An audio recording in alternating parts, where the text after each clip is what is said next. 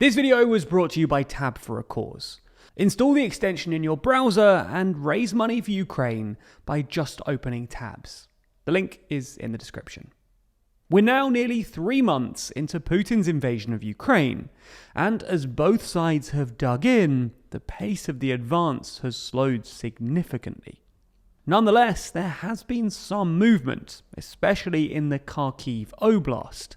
So in this video, we're going to be taking a look at the most recent developments, what the Russian army might try to do next, and how recent developments have affected the prospects of a negotiated settlement.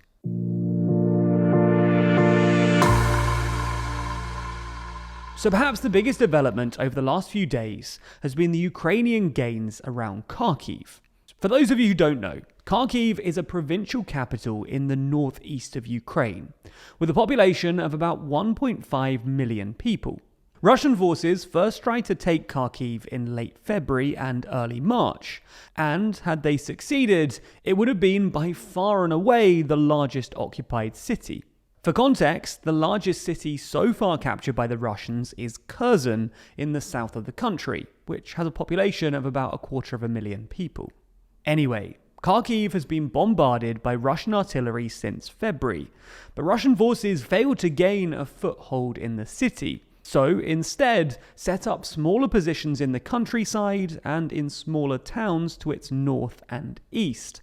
Ultimately then, up until recently, there's been a bit of a stalemate, but over the last few days, Ukrainian forces have staged 2 successful counterattacks to push the Russian forces out of the area. The first advance went from the north of Kharkiv up towards the town of Lipsy, which is, at the time of writing, apparently contested between the two sides. The second advance went northwest, through the town of Zamolivka and towards the town of Rabizny. Now, both of these movements were successful, and if Ukrainian forces can hold this territory, this would mean that they've essentially pushed Russian forces to within about 10 kilometers of the Russian border in the Kharkiv Oblast. Ukrainian advances in Kharkiv might also force Russian forces in Izium to move north to provide support to Russian forces in Kharkiv, which could, in turn, alleviate some of the pressure put on Ukrainian forces in Donbass.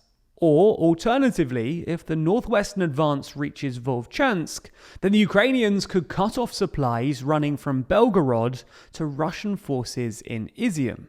Ukrainian forces are also apparently continuing to put up resistance in Mariupol, specifically in the heavily fortified Azovstal steel plant, although the Russian army has since withdrawn some of its forces from the area. In fact, in mid-April, there were some 12,000 Russian troops spread across 12 battalion tactical groups in Mariupol. But according to US intelligence, there are now just 2 BTGs left, and the remaining 10 have been redeployed to support Russian forces in the Zaporizhzhia Oblast. But it's not all good news for Ukraine, though. Russian forces have made some progress in Donbass, where most of their troops are now stationed. According to US intelligence, 68 of the 95 or so Russian BTGs in Ukraine are being deployed in Donbass, or just to the north of the region. And Russian forces have made some eastward gains in Luhansk too. The most significant Russian gain is the town of Popasna, which sits about 50 kilometers east of Slavyansk and Kramatorsk, 2 large cities in Donetsk which are still claimed by Ukrainian forces. Russian forces have been trying to take Popasna and another town in the eastern front known as Rabizny, presumably in an attempt to pre-stage a 2-pronged Russian offensive towards the 2 bigger cities, Slavyansk and Kramatorsk.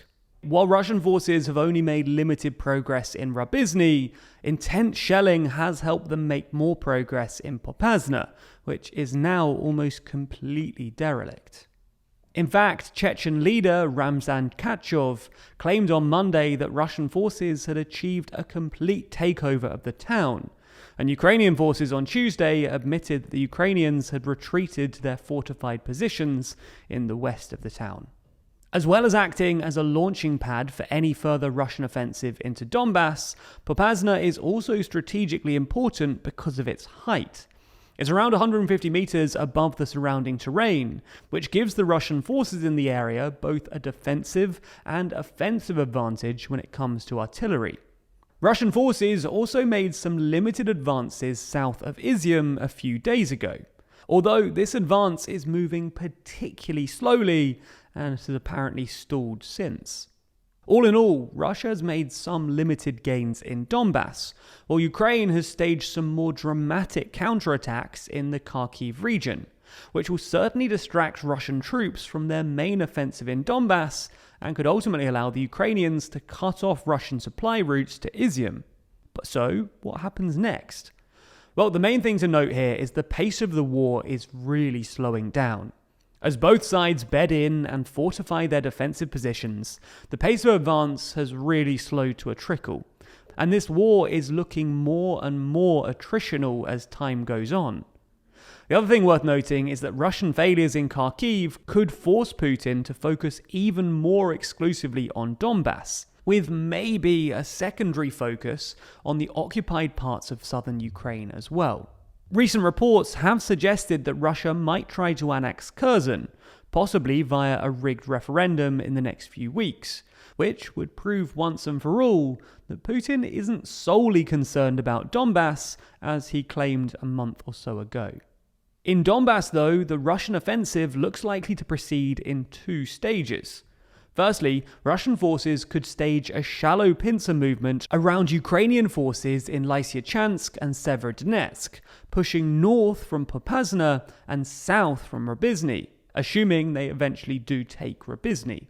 Then, secondly, Russian forces will probably try to stage a deeper pincer movement, moving south from Izium and west from Lysychansk, towards Sloviansk and Kramatorsk.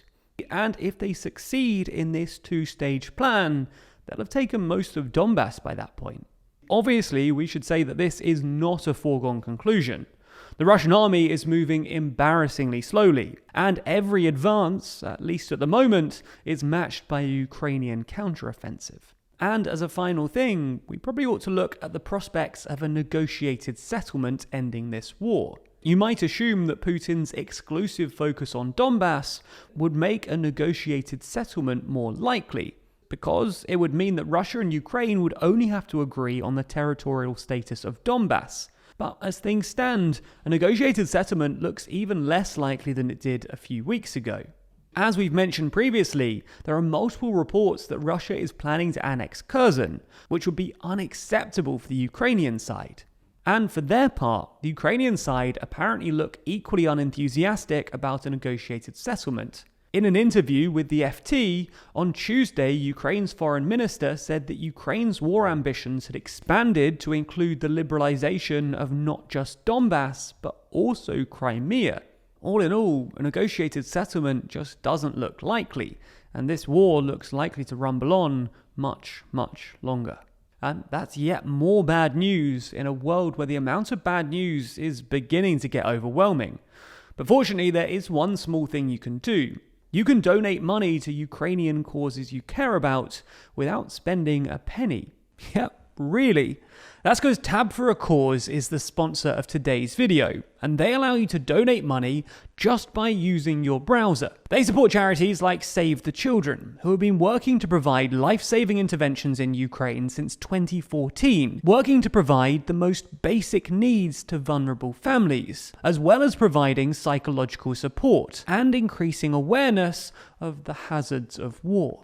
So, what can you do to help? Well, if you head to tabforacause.org/Ukraine, you can add an extension to your browser which raises money to help the people of Ukraine every time you open a new tab. Yeah, it really is that simple, and you can even track the impact you've made personally. And you don't need to worry, they're not doing anything scary, they're just putting a couple of ads in the corner of your new tab page, and the money raised from advertisers goes straight towards the cause. Smart, right? Well, as I said, you can easily support the people of Ukraine and help contribute to the $1.3 million raised so far by heading to tabforacause.org/Ukraine. Thanks for your support.